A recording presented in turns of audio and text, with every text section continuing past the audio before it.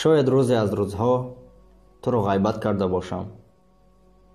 خواه نخواه زبان در نفس من و یا با جماعت برخاست و یا به اختیار می لغزد. امیدوارم مرا می بخشی اگر تو رو غیبت کرده باشم.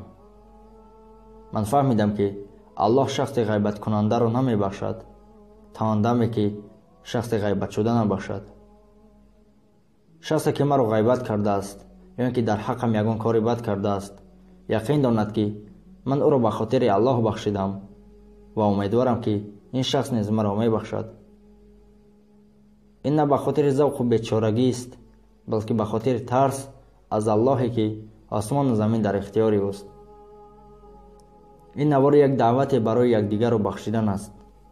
بیا دلهایمان را پیش از عید قربان از غیبت پاک می‌سازیم ان شاء الله.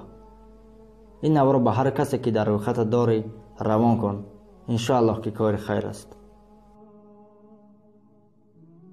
عید قربان آمد و در مکه حج اکبر است. یکدیگر را تبریک کردن سنت پیامبر است.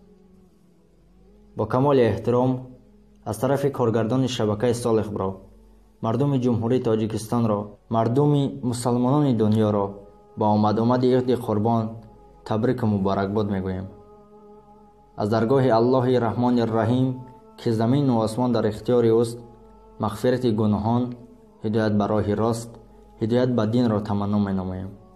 عید سعید قربان مبارک. عید سعید قربان مبارک. عید سعید قربان مبارک. این نوار به هر کسی که در روی خط داری روان کن ان شاء الله که کار خیر است. در شبکه ابونه شدن را فراموش نکنید، زیرا در شبکه ابونه شدن شما از آن شخصانی میشوید که دینمان را پنهان میکنید.